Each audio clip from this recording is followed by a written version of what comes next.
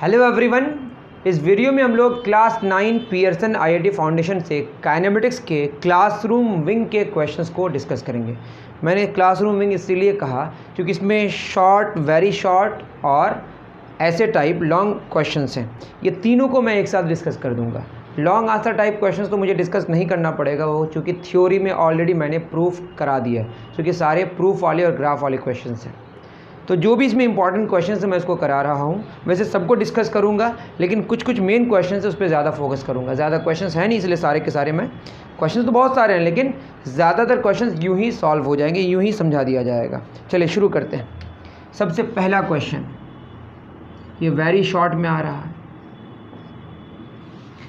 कह रहा है a body projected with when is it said to be in motion, a body projected with when is it said to be in motion a certain velocity making an angle other than 90 degree. पता नहीं language थोड़ा सा alter पल्टर है शायद, जो भी हो। एक बॉडी है जिसको हम ऊपर की तरफ फेंकें तो ये हॉरिजॉन्टल के साथ कितना एंगल बना रहा है, 90 डिग्री। एक बॉडी है अगर ये ऐसे फेंकें और ये एंगल 90 नहीं बना रहा है, मान लो कुछ एंगल बना रहा है, तो आपको पता होगा ये ऐसे कुछ जाता है। ये जो बॉडी है जिसको हम ऐसे थ्रो करें, इसको बोलते हैं ऑब्लिकली थ्रो करना, और ये वर्टिकली फेंकना। तो दोनों में फ़र्क है। जब आप ऑब्लिकली फेंकते हैं तो इसको हम बोलते हैं ये प्रोजेक्टाइल है। क्या है ये? प्रोजेक्टाइल। तो क्वेश्चन में क्या कह रहा है? A body projected with when is it said to be in motion a certain velocity making an angle other than 92 horizontal is known as projectile. मतलब कहने का मकसद ये है, किसी बॉडी को अगर आप किसी वेलोसिटी से फेंकें और वो हॉरिजॉन्टल से थीटा एंगल या कुछ एंगल बनाए जो 90 डिग्री ना हो, तो उसको हम बोलते हैं क्या है ये? That is a projectile. Okay, क्या है वो? प्रोजेक्टाइल। तो बहुत सिंपल सी बात है। तो इसका आंसर प्रोजेक्टाइल है। फर्स्ट का क्या आंसर हो गया? प्रोजेक्टाइल। जब भी किसी चीज़ को आप थ्रो करें और वो हॉरिजॉन्टल से कितना एंगल बनाए, 90 डिग्री ना बनाए, तो वो प्रोजेक्टाइल होगा। लेकिन उसमें याद रहे कि इसमें सिर्फ और सिर्फ force of gravity he work करे, इसके अलावा कोई फोर्स वर्क न करे। एयर भी है, बट एयर के फोर्स का जो फोर्स होगा, जो फ्रिक्शन होगा, उसको हम इग्नोर करेंगे। एयर की वजह से जो रेसिस्टेंस होगा उसको इग्नोर करेंगे। अगर एयर को आप सेलेक्ट करें, इग्नोर ना करें, तो फिर ये प्रोजेक्टाइल नहीं होगा। मतलब आपको ऐसे स्पेस में फेंकना पड़ेगा जहाँ पे सिर्फ और सिर्फ ग्रेविटी हो और वो हॉरिजॉन्टल के साथ एंगल 90 डिग्री ना बनाए, तब वो जो बॉडी है उसका नाम प्रोजेक्टाइल है। चलिए सेकंड नंबर में आते हैं। उम्मीद है कि वो समझ गए आप। A particle in one dimension motion moving with constant velocity. One dimension motion का मतलब स्ट्रेट लाइन में मूव कर रहा है, और कह रहा है वेलोसिटी कांस्टेंट। जब स्पीड वेलोसिटी कांस्टेंट हो और वन डायमेंशनल मोशन हो, मतलब वेलोसिटी कांस्टेंट मतलब इसका मैग्नीट्यूड कांस्टेंट है, स्पीड बदल नहीं रहा है और एक डायरेक्शन में चल रहा है, क्योंकि वन डायमेंशनल है। समझ रहे हैं? तो वेलोसिटी कांस्टेंट है, डायरेक्शन नहीं बदल रहा है, तो वेलोसिटी का पूरा मैग्नीट्यूड डायरेक्शन कुछ भी नहीं बदल, मतलब वेलोसिटी बदल नहीं रहा है। आप यूँ कह सकते हैं वेलोसिटी पूरी तरह मैग्नीट्यूड वाइज और डायरेक्शन वाइज कांस्टेंट है। बोल रहा है मस्ट हैव। एक्सेलरेशन क्या होगा? एक्सेलरेशन होता है चेंज इन वेलोसिटी बटे टाइम टेकन। क्या है ऊपर लिखा हुआ? चेंज। ये डेल्टा मतलब चेंज। तो वेलोसिटी जब कांस्टेंट है तो चेंज कितना मिलेगा? 0। तो 0 बाई समथिंग क्या आएगा? 0। तो एक्सेलरेशन क्या मिला हमें? 0। 0 वेक्टर हमने लगा दिया, अब 0 ही माने। तो वेलोसिटी कांस्टेंट क्यों है? क्योंकि मैग्नीट्यूड तो कांस्टेंट है और साथ में कह रहा है 1D मोशन है, मतलब इसका डायरेक्शन भी नहीं बदल रहा है। तो एक्सेलरेशन क्या होगा? 0। तो वेलोसिटी का चेंज बटे टाइम टेकन, मतलब वेलोसिटी का चेंज होने से ही एक्सेलरेशन होता है, और चूंकि वेलोसिटी चेंज हो नहीं रहा है तो एक्सेलरेशन क्या होगा? 0। तो सेकंड का क्या आंसर होगा? 0 एक्सेलरेशन। तो आंसर होगा 0, क्योंकि फिल इन द ब्लैंक्स में 0 ही बढ़ना है बस। थर्ड नंबर क्या बोला है? If a body does not change its position with respect to surrounding. एक बॉडी है जैसे, ठीक, आप जानते हैं मैंने पूरा रेस्ट और मोशन को बहुत अच्छे से डिस्कस किया है कि दोनों रिलेटिव टर्म्स हैं। आप पहला वाला लेक्चर हमारा देख लें, आप टाइप करें क्लास 9 काइनेमेटिक्स, तो पूरा प्लेलिस्ट मिल जाएगा। तो पहले लेक्चर को आप देख लें तो मिल जाएगा आपको। तो क्या होगा? बोला if a body does not change its position with respect to its surrounding. Surrounding का मतलब जो ऑब्जर्वर है उसको हम सराउंडिंग कहते हैं, जिसके रिस्पेक्ट में बात हो रही है। जैसे एक बॉडी ए है और ये बी है, तो ए और बी के बीच का जो पोजीशन है अगर टाइम के साथ चेंज ना हो तो दोनों आपस में क्या होंगे? रेस्ट में। और अगर चेंज होगा तो मोशन में। यहाँ चेंज नहीं हो रहा है तो आंसर होगा रेस्ट। ठीक है। Fourth number retardation. एक्सेलरेशन का निगेटिव आप यूँ याद रख लें। तो एक्सेलरेशन एक वेक्टर क्वांटिटी है, तो रिटार्डेशन भी कैसी क्वांटिटी है? वेक्टर क्वांटिटी है। ठीक है। वैसे एक्सेलरेटेड मोशन और एक्सेलरेशन में फ़र्क है। एक्सेलरेटेड मोशन का मतलब बॉडी की स्पीड बढ़ रही है, और एक्सेलरेशन का मतलब कुछ और, मतलब समझ रहे हैं आप, बाद में समझेंगे, मैं पूरा डिस्कस करती हूँ, ठीक है। A freely falling body, question number 5 में बोला a freely falling body, body जब फ्रीली फॉल करता है तो आपको पता होगा, उसमें मैंने डिस्कस कर दिया है, जब फ्रीली फॉल करता है तो उसमें वेलोसिटी तो बदल रहा है, बट वेलोसिटी का चेंज होने का जो रेट है वो कांस्टेंट रहता है। मतलब freely falling body travels with velocity तो वेरिएबल है बट कांस्टेंट एक्सेलरेशन या यूनिफॉर्म एक्सेलरेशन। तो याद रहे, freely falling body travels with uniform acceleration या वेरिएबल वेलोसिटी, या वेलोसिटी का जो चेंज होने का जो रेट है वो कांस्टेंट रहता है। कुछ भी कह सकते हैं क्योंकि बोला नहीं है कि क्या लिखें। क्वेश्चन नंबर 6 में देखते हैं। अब 6 एक अच्छा क्वेश्चन है, 6 को पढ़िए। 6 कह रहा है a particle moves from P to Q, एक पार्टिकल है जो P से Q मूव कर रहा है विथ यूनिफॉर्म वेलोसिटी v1, और मान लेते हैं कि स्ट्रेट लाइन है, एंड Q टू P है ना with uniform velocity v2, it's average velocity is, देखिए P से Q गया, Q से P आ गया, तो बताइए टोटल डिस्प्लेसमेंट कितना हो गया, नेट डिस्प्लेसमेंट कितना होगा। जहाँ से गया था वहीं पे पहुँच गया तो डिस्प्लेसमेंट 0 हुआ। और एवरेज वेलोसिटी का फॉर्मूला क्या होता है, टोटल डिस्प्लेसमेंट बटे total time taken. Total displacement 0 हुआ, टाइम कुछ भी लगा होगा, कुछ भी, तो 0 बाई समथिंग क्या है, 0, सिंपल सा आंसर। तो जब भी टोटल डिस्प्लेसमेंट मतलब जहाँ से गया वहीं पे पहुँच गया तो जो नेट डिस्प्लेसमेंट है वो 0 आएगा। और एवरेज वेलोसिटी क्या होता है, टोटल बाई टोटल, वो आया 0। लेकिन एवरेज स्पीड अगर पूछता, जो पूछा नहीं है, मैं एक्स्ट्रा बना दे रहा हूँ, तो P से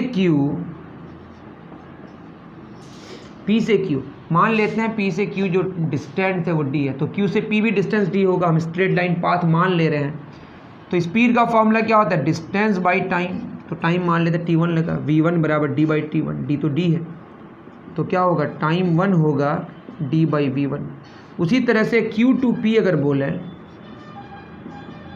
Q टू P वेलोसिटी कितनी है, मतलब स्पीड ही मान लेते हैं, क्योंकि अभी हम स्ट्रेट लाइन पाथ ले रहे हैं, तो जो स्पीड होगी वही वेलोसिटी होगी, ठीक है, D बाई T2, तो यहाँ पे T2 क्या आ जाएगा, D बाई V2। हाँ, ये क्वेश्चन क्या पूछता है, एवरेज, तभी एवरेज स्पीड पूछता है तब ऐसा करते हैं, लेकिन चूंकि एवरेज वेलोसिटी पूछा है, ऑलरेडी हमने आंसर 0 दे दिया है, लेकिन हम एवरेज स्पीड अपने मन से निकाल रहे हैं। बच्चे गलती क्या करते हैं वो मैं बता रहा हूँ।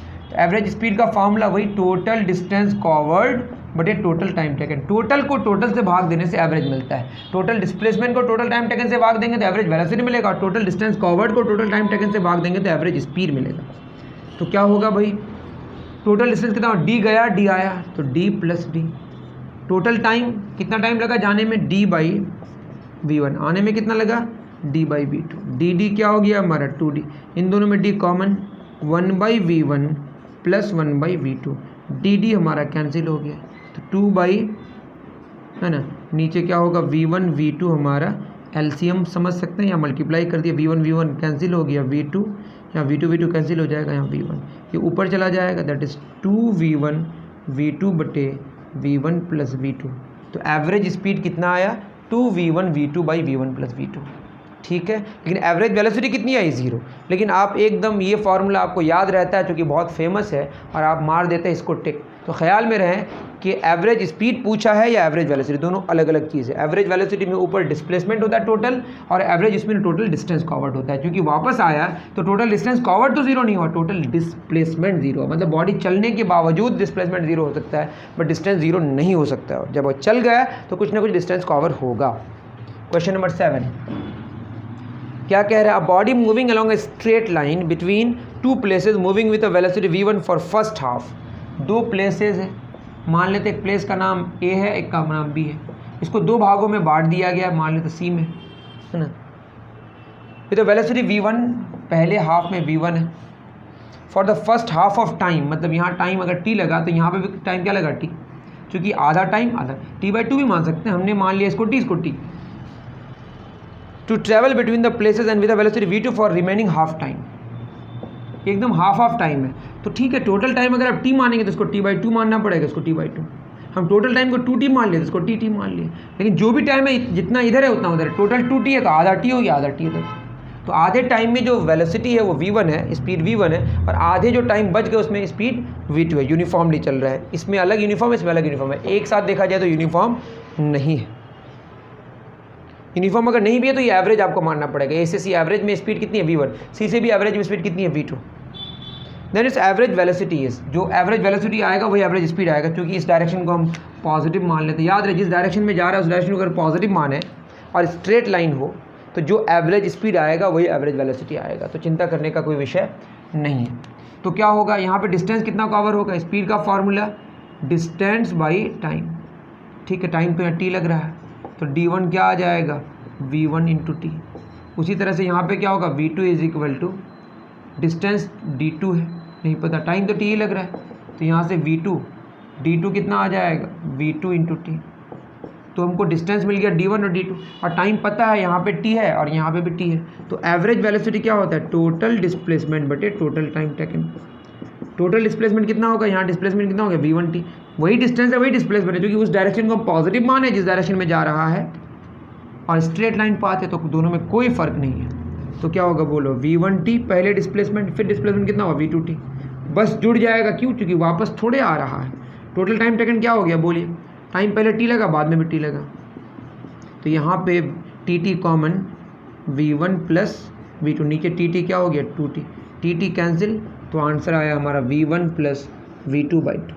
तो यहाँ पे क्या सेम है बताइए, टाइम्स सेम है, टाइम इंटरवल जो लग रहा है हाफ ऑफ टाइम में बटा, उसमें क्या हो रहा है, जा रहा था वापस आ रहा था, तो सेम डिस्टेंसेस थे, दो अलग अलग भागों में सेम डिस्टेंसेस थे, तो आंसर आया 2v1 v2/v1 plus v2।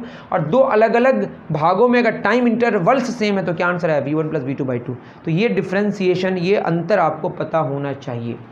Okay बच्चों, चलिए बहुत बढ़िया, आप समझ गए, आप तो हैं समझदार, क्यों ना समझें आप लोग।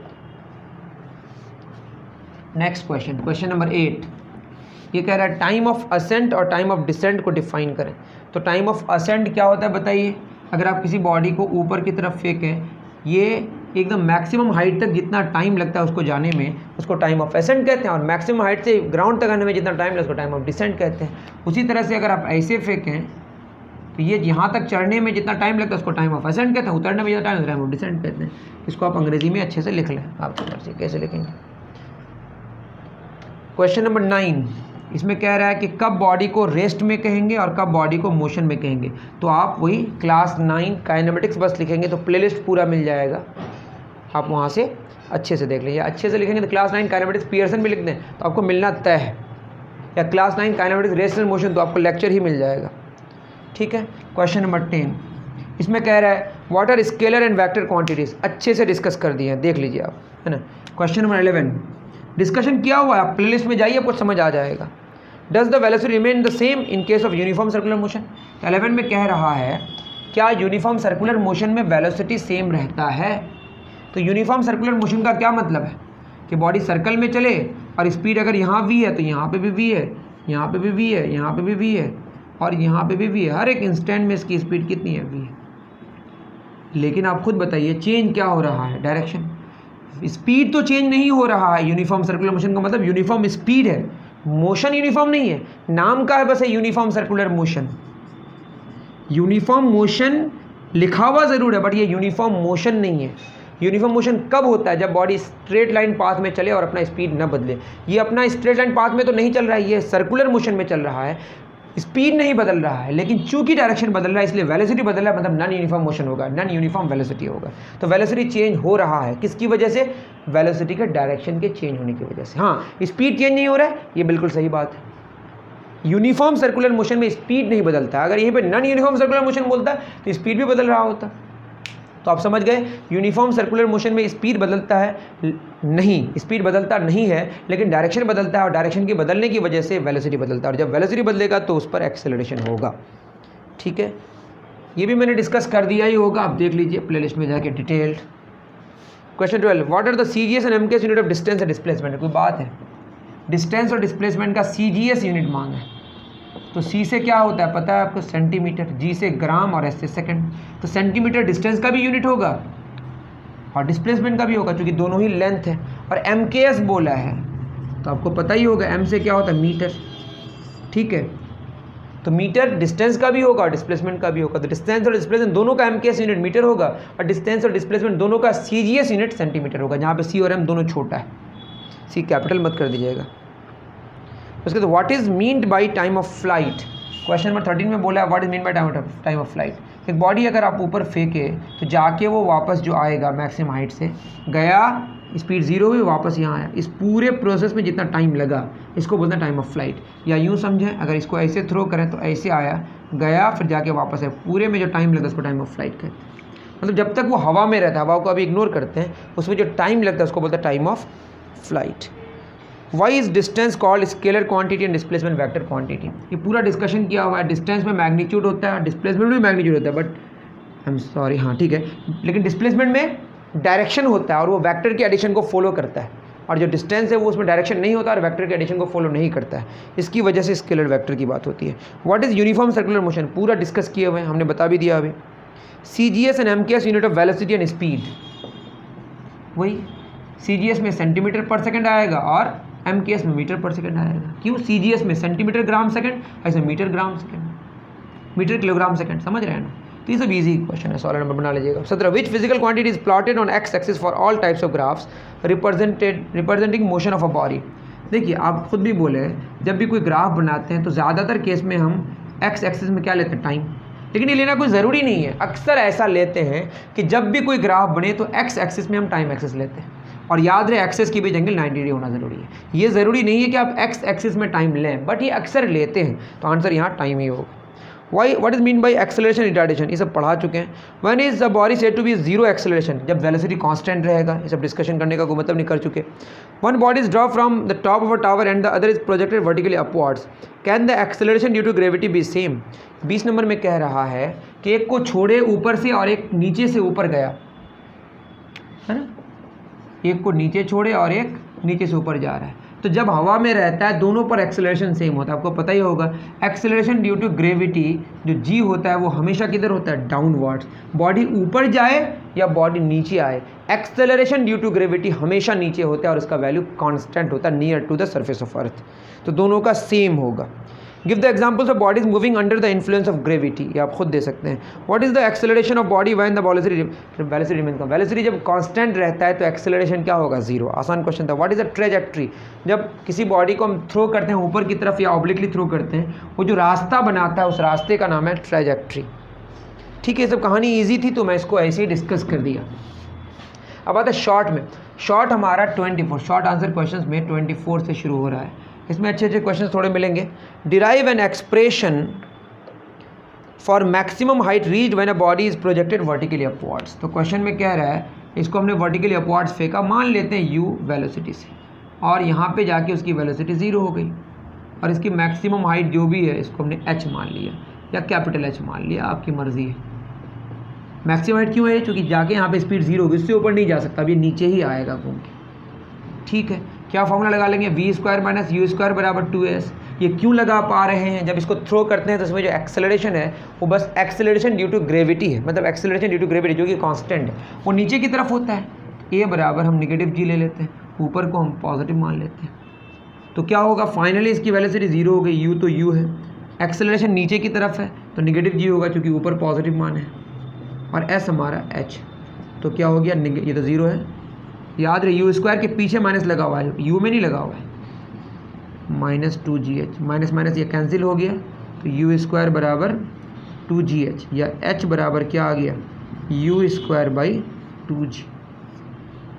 तो मैक्सिमम हाइट का फॉर्मूला क्या हो गया, u² / 2g। ओके, उतार लीजिए। चलिए नेक्स्ट क्वेश्चन एक अच्छा क्वेश्चन है। क्या सवाल है, अ water tank is placed on the top of a building. एक बिल्डिंग है ना, ये बिल्डिंग है हमारा,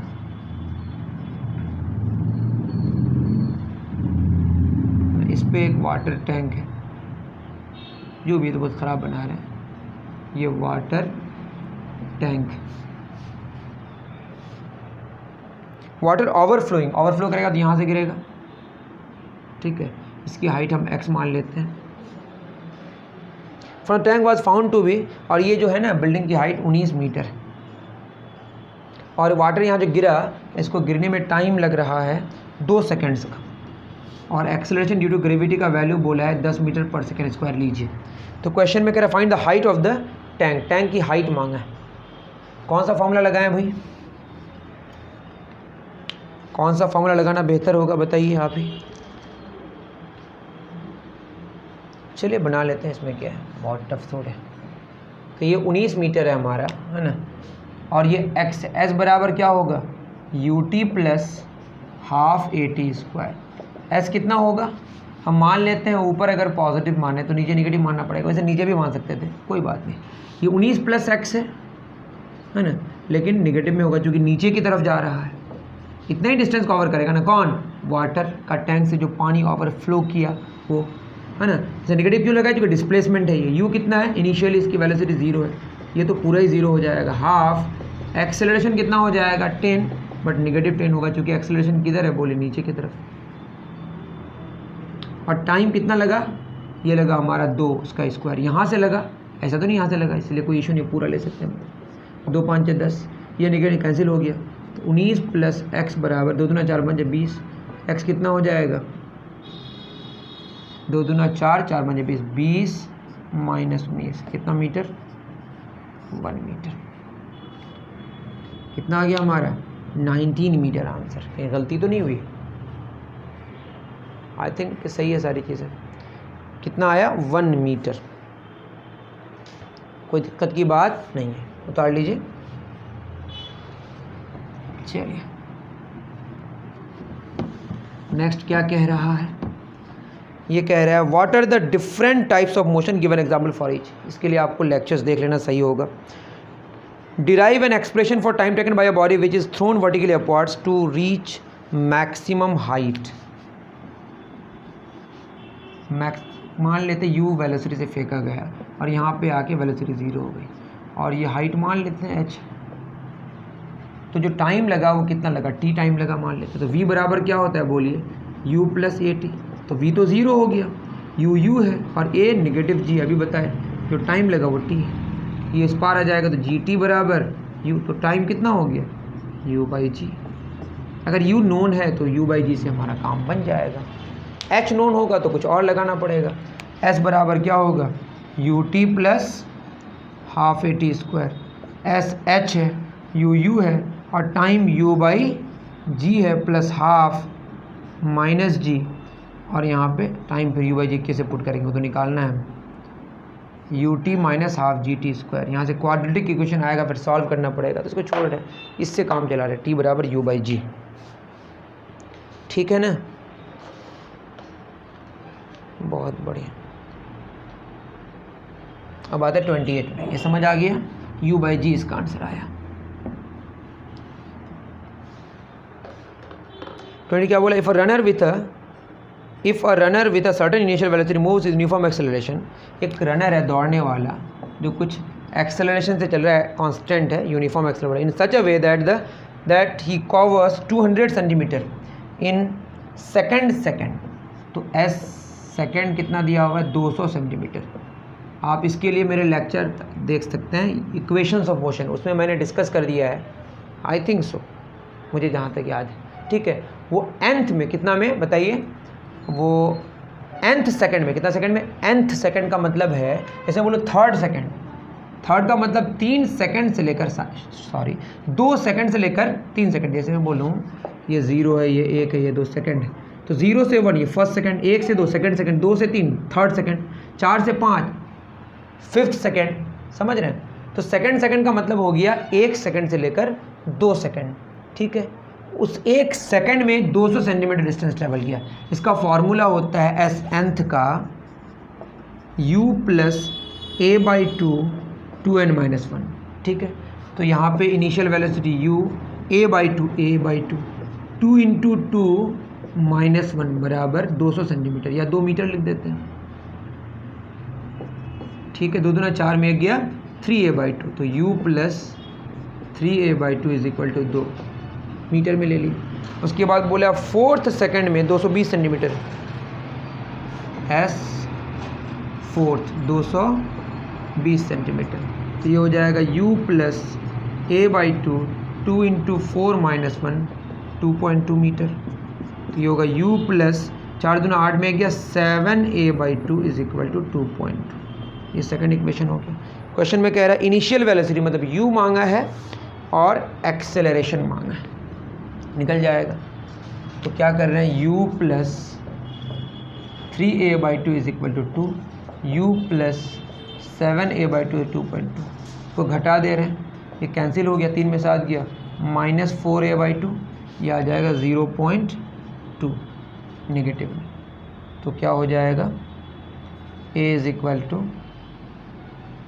0.2 इंटू 2/4, 2 दूना 4, तो a इज इक्वल टू 0.4/4, तो ये आया 0.1 मीटर पर सेकेंड स्क्वायर। सही है ना, 0.1 मीटर पर सेकेंड स्क्वायर। इसका u निकालना है, u यहाँ से निकाल लेते हैं कहीं पुट करके। तो u प्लस 3, a कितना आया 0.1 है ना, u plus 3a/2, 3a/2 is equal to 2, इसको सॉल्व करना है बस। तो क्या हो जाएगा, ये यहाँ 0 लगा, 0 2 5 10, 0.05, तो 2 माइनस 3 5 15, 0.15, ये हो जाएगा 1.85 मीटर पर सेकंड। सॉल्व तो कर ही सकते हैं आप, कितना आया 1.85 मीटर पर सेकंड, बिल्कुल सही है। 2.00 लिख लीजिए, उसके बाद माइनस 0.15, आराम से आ जाएगा। ये भी एक अच्छा क्वेश्चन था, ठीक है, बहुत बढ़िया। 28 के बाद 29, show that the time of ascent and time of descent are equal for a body in vertical motion. या प्रूफ करने बोला है, टाइम ऑफ फ्लाइट 2u/g होगा। ठीक है, हम पूरा ही कर देते हैं। ऊपर जा रहा है, मान लेते हैं u स्पीड से, फाइनली इसकी वेलोसिटी कितनी होगी 0, मान लेते हैं मैक्सिमम हाइट h है, और जाने में टाइम कितना लगा t मतलब टाइम ऑफ असेंट, जाने में जो टाइम लगा, और आने में मान लेते हैं time of descent. Total time क्या होगा ta प्लस td। तो हम पहले v बराबर क्या, u प्लस at, a मान लेते हैं इसको b, अब हम a टू b ले रहे हैं, तो फाइनली वेलोसिटी 0, u तो u है, a क्या है नेगेटिव g, नीचे की तरफ टाइम ऑफ असेंट ta है, अभी किया वैसे gta बराबर u, तो टाइम ऑफ असेंट क्या आ गया u/g। ये तो क्लियर हो गया। जाने चढ़ने में समय कितना लगा u/g। अब a to b to a,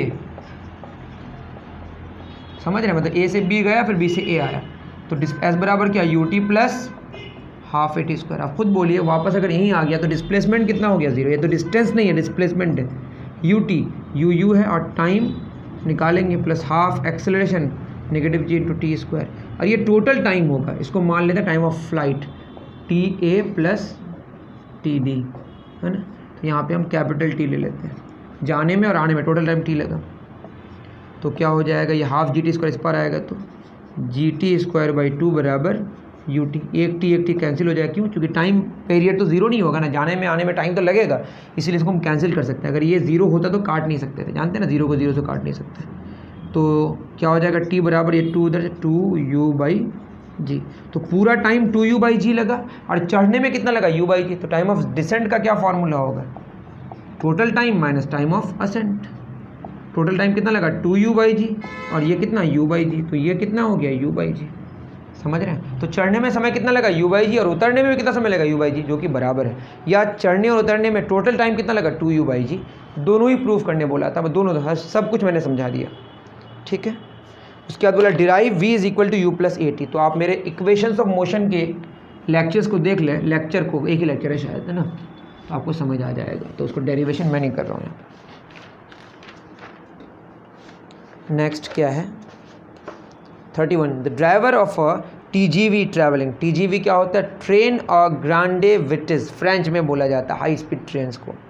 travelling at a speed of 90 metre per second, है ना, 90 मीटर पर सेकेंड में एक ट्रेन दौड़ रही है, ठीक है। एक ट्रक को देखा, यहाँ पे कोई ट्रक है ना, at a distance of 1 kilometre, कितना दूर है 1 किलोमीटर। अभी साइज़ को हम इग्नोर करते हैं गाड़ियों के। और ब्रेक लगाया और एक्सेलरेशन पैदा हुआ 5 मीटर पर सेकेंड स्क्वायर। तो एक्सेलरेशन निगेटिव में लेना पड़ेगा, क्योंकि इस डायरेक्शन को हम पॉजिटिव मान ले रहे हैं, ठीक है, क्योंकि उल्टा डायरेक्शन में फोर्स लग रहा है ना, तब तो डिसेलरेशन हो रहा है, मतलब स्पीड घटाएगा। What is the distance travelled by the train before coming to rest. तो फाइनली ये ट्रेन रेस्ट में आ जाएगा। तो इनिशियल वेलोसिटी कितनी है 90 मीटर पर सेकेंड, उसी डायरेक्शन में जा रहा है, वेलोसिटी बाद में 0 हो जा रहा है, acceleration -5 metre per second square है। एस बराबर क्या होगा यू टी प्लस टाइम से तो हमको नहीं निकलेगा, ठीक है, v square minus u square is 2s, तो फाइनली 0, यू कितना है 90, इसका स्क्वायर हो गया, 2 एक्सेलरेशन -5, डिस्टेंस कितना कवर करेगा एस, माइनस 90 गुना 90, माइनस बाहर है याद रहे, माइनस का स्क्वायर नहीं है, 10s, 0 0 ख़त्म और एस बराबर आ गया, माइनस ख़त्म, 9 एक से 810 मीटर। तो अगर ब्रेक लगाए, ब्रेक लगाने के बाद ये 810 किलोमीटर ट्रैवल करेगा, आई एम सॉरी 810 मीटर, लेकिन कितना ट्रैवल करना था उसको ट्रक को ठोकने के लिए 1000 मीटर, तो पहले ही रोक देगा। अरे मकसद तो उसको क्या करना है, ट्रक को नहीं ठोकना है, क्योंकि पटरी में नज़र आया उसको ट्रक कहीं फंस गया होगा, जिसकी वजह से वो ब्रेक लगाया 1 किलोमीटर पहले, समझ रहे हैं। लेकिन ये 810 मीटर में ही रुक गया, तो थोड़ा सा और डिस्टेंस ट्रैवल करता तब ट्रक ठुकता, लेकिन ट्रक नहीं ठुकेगा, क्यों, क्योंकि ट्रक 1000 मीटर दूर है और ये 810 मीटर में ही रुक गया, ठीक है। चलिए बहुत अच्छा। नेक्स्ट क्वेश्चन है derive an expression for time of descent, जो कि मैंने कर दिया, ठीक है। 33 देख लेते हैं, थोड़ा सा लेंदी हो गया लेक्चर, मुझे नहीं पता था इतना हो जाएगा। 33, a body dropped from the top of a cliff, एक बॉडी है जिसको ड्रॉप किया जा रहा है, ड्रॉप करने का मतलब ही u बराबर 0, ग्राउंड में आके गिरेगा, और टाइम लग रहा है इसको कितना seconds, 5 seconds. Find the height of the Cliff, तो हाइट मान लेते हैं कितना है h, क्या फॉर्मूला लगाया भाई, s बराबर u t plus half a t square, height ही मांगा है और नीचे ही पॉजिटिव मान लेते हैं, कोई फर्क नहीं पड़ता। u कितना है हमारा 0, टाइम 5 सेकंड प्लस हाफ, अब नीचे पॉजिटिव मान है, एक्सेलरेशन भी तो नीचे ही होता है ना, कितना 9.8, और ये कितना कुछ नहीं दिया हुआ, आप 10 भी मान सकते हैं, आपकी मर्जी। ये 0 हो गया है ना, ये हो गया 4.9 इंटू 25, ठीक है। इसको सॉल्व करेंगे तो 4.9 इंटू 25, ये रिजल्ट आता है 122.5 मीटर, ठीक है। तो हाइट कितनी हो गई 122.5 मीटर, ओके। चलिए हो गया 33, हो गया 34 क्या कह रहा है, give the equations of motion of a body projected vertically upwards.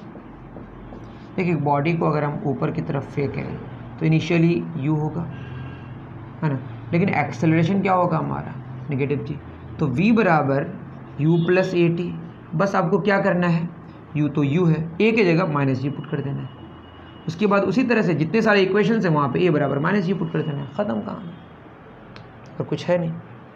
चलिए 34 हो जाएगा 35, तो ये क्वेश्चन में दम नहीं है, मेन आपको इक्वेशंस याद रखना, वहाँ पे बस पुट कर देना है। A train travels from one station to another station at an average speed of 40 kilometre per hour and returns back to the first station at an average, अरे ये सब क्वेश्चन तो भी हम करा दिए, ठीक है। जा रहा है कितना किलोमीटर पर आवर से, 40 किलोमीटर पर आवर से, है ना, और आ रहा है 60 किलोमीटर पर आवर से, डिस्टेंस तो उतना ही ट्रैवल करेगा ना, डी जाने में और डी आने में। 2v1 v2 by v1 plus v2 लगा सकते हैं, या आप पूरा डिटेल्स कर सकते हैं, मान लेते हैं ए से शुरू किया और बी में ख़त्म किया, है ना, तो क्या हो गया, इस एरो की उधर भी लगा सकते हैं, कुछ मतलब इसको हटा दें, जाने में आने में दोनों हो रहे हैं ना। एवरेज स्पीड और एवरेज वेलोसिटी मांगा है, स्टॉप पे जो रुक रहा है उसको इग्नोर करना है उसके टाइम को, तो बस जाने में जो टाइम लगा और जो आने में टाइम लगा उसी टाइम को आपको कैलकुलेट करना है। तो ए टू बी अभी हमने बताया कितना टाइम लगा, t1 मान लेते हैं, या स्पीड कितना है हमारा, स्पीड बराबर डिस्टेंस बाई टाइम t1, तो t1 हमारा कितना हो गया d/40, अरे स्पीड बराबर डिस्टेंस बाई टाइम। उसी तरह से b2 a जब आएगा फर्स्ट स्टेशन में तो क्या होगा 60 बराबर d/t2, तो यहाँ से t2 क्या निकल के आएगा d/60, तो एवरेज वेलोसिटी तो हमारी 0 हो जाएगी, क्यों, क्योंकि जाने और आने में जो टोटल डिस्प्लेसमेंट है वो 0 हो गया, इसमें कोई शक की बात है, पहले बता दिया। एवरेज स्पीड कैसे निकलेगा, टोटल डिस्टेंस कितना, जाने में डिस्टेंस d कवर किया, आने में भी d कवर किया, अब टाइम कितना लगा जाने में d/40, आने में कितना लगा d/60, dd 2d, d common 1/40 plus 1/60, dd ख़त्म, 2 नीचे क्या 40 और 60 का एलसीएम कितना 120, ये हो जाएगा 3 + 2, 2 × 120/5, 5 कितना आ जाएगा 48 किलोमीटर पर आवर। बच्चा क्या करता है, जोड़ के 60 और 40 जोड़ेंगे तो 100 आएगा, 100 को 2 से भाग देने से 50 आएगा, तो 50 नहीं होगा, क्या होगा 48 किलोमीटर पर आवर। एवरेज का मतलब जोड़ के 2 से डिवाइड नहीं करना होता है, वो हाँ वो होता है जब टाइम इंटरवल सेम होता है, लेकिन आपको याद रखना है टोटल को टोटल से जब भाग देते हैं तो क्या मिलता है, ये मिलता है। आप चाहें तो शॉर्टकट लगा सकते हैं। शॉर्टकट क्या है, 2v1v2 by v1 plus v2। अगर आप पुट करेंगे v1 v2 तो रिजल्ट आ जाएगा, लेकिन ये एवरेज स्पीड के लिए, एवरेज वेलोसिटी के लिए नहीं है, ठीक है। चलिए बहुत बढ़िया, 35 हो गया, 36।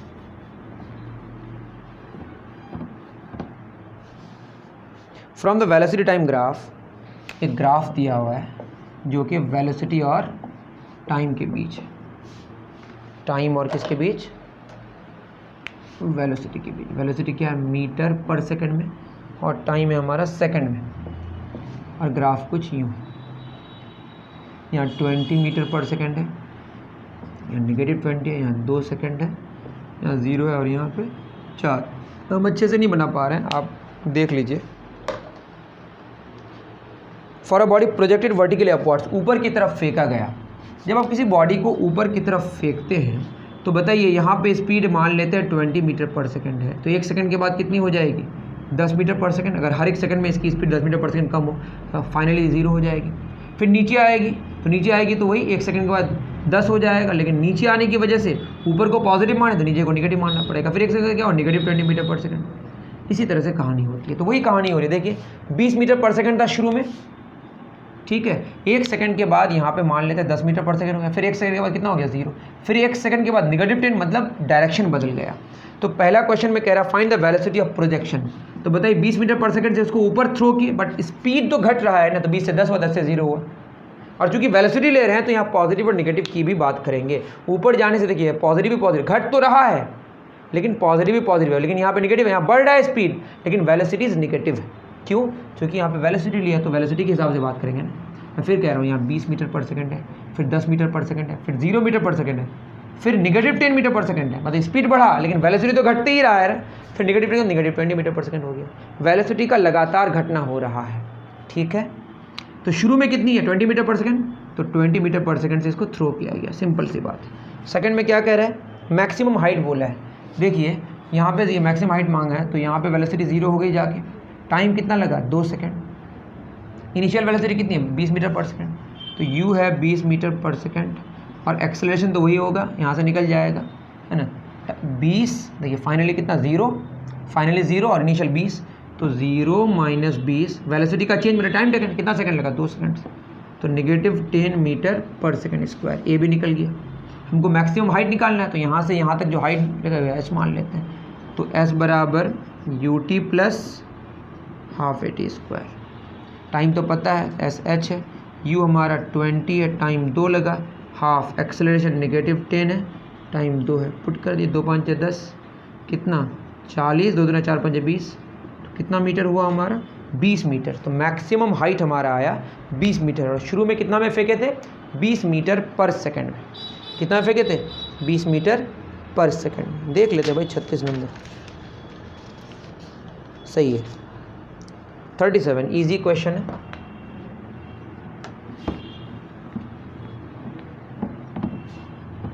क्या क्वेश्चन है 37, डिटरमाइन ए, है ना, बोला है ए फाइंड आउट करें। Moves in straight line with a constant speed of 20 metre per second for 12 seconds. भाई स्ट्रेट लाइन में मूव कर रहा है और कांस्टेंट स्पीड है, तो बताइए ये क्या बता रहा है कि वेलोसिटी कांस्टेंट है। तो जब वेलोसिटी कांस्टेंट होगा तो एक्सेलरेशन 0 होगा, क्योंकि एक्सेलरेशन क्या होता है वेलोसिटी का चेंज मेरे टाइम टेकन। ईजी है। Second, changes its velocity from 0, u क्या है 0 मीटर पर आवर, यही आएगा 0 मीटर पर सेकंड, क्योंकि 0 ही है। दूसरा क्या है 360 मीटर पर मिनट, मतलब 360 मीटर बटे मिनट, और 1 मिनट में कितना सेकंड्स होता है 60 सेकंड्स, तो 6 है तो आया 6 मीटर पर सेकंड। तो 0 मीटर पर सेकंड से कितना हुआ 6 मीटर पर सेकंड, और टाइम लग रहा है 4.2 सेकंड्स। आपको पता है फॉर्मूला एक्सेलरेशन का, well v minus you by T. तो फाइनल वेलोसिटी 6, इनिशियल 0, टाइम कितना लगा 4.2। इसको सॉल्व कर लीजिए खुद, मीटर पर सेकंड स्क्वायर में आंसर आएगा। ठीक है। 38, give the equation of a motion of a body falling under gravity being dropped from a certain height. तो 38 में सिंपल सी बात है, जब ड्रॉप करेंगे तो इनिशियल वेलोसिटी 0 होगी और एक्सेलरेशन क्या पुट कर नेगेटिव थी, तो यू पर को हम क्या मान लेते हैं पॉजिटिव। तो आप v बराबर यू प्लस ए टी और जो जितने सारे इक्वेशन है उसमें पुट कर दीजिए, यू 0 और ए नेगेटिव थी, आपका आंसर मिल जाएगा। ठीक है, इतनी बात समझ आ गई? उतार लीजिए। आप क्या करके उतार लें, पॉज करके। अब जो क्वेश्चंस हैं ऐसे टाइप क्वेश्चंस, उसमें 39 में बोल रहा है, 39 में कह रहा है कि explain the characteristics of the following graphs. Displacement time के बीच के ग्राफ के बारे में बताना। तो पूरा डिटेल्ड मैंने बता दिया, उसके कैरेक्टरिस्टिक्स के बारे में अच्छे से आप वहाँ से देख सकते हैं। फिर वेलोसिटी टाइम ग्राफ उसका भी कर सकते हैं, एक्सेलरेशन टाइम ग्राफ उसका भी देख सकते हैं। 40, 41 और 42, 43, 40 से लेकर 43, इसमें सारे में nth सेकेंड में कितना डिस्प्लेसमेंट होगा उसको मैंने प्रूफ करा दिया है, और डिस्प्लेसमेंट इन t सेकेंड्स वो भी करा दिया है, मतलब s बराबर u t plus half a t square. Graphical method से प्रूफ करने बोला है, वैसे दोनों ही वैसे तो हम कर सकते हैं ना, अभी किससे कर सकते हैं। लास्ट है v square minus u square बराबर 2as। तो ये सारे प्रूफ्स ऑलरेडी हमने लेक्चर्स में करा दिया है। अब क्लास 9 पियर्सन काइनेमेटिक्स आप टाइप कीजिएगा तो आपको पूरा प्लेलिस्ट मिल जाएगा, उम्मीद तो ये है, और वहाँ से आप चीज़ों को कर सकते हैं। तो मैंने पूरा क्लासरूम विंग फिनिश कर दिया एक ही लेक्चर में, और मैं आशा करता हूँ कि आपको चीज़ें समझ आई होंगी, और आप एटलीस्ट थैंक यू बोल दें, जिससे हमको ये समझ आएगा कि आपने देखा और आपको बात समझ आई। मिलते हैं फिर नेक्स्ट वीडियो में। Thank you very much.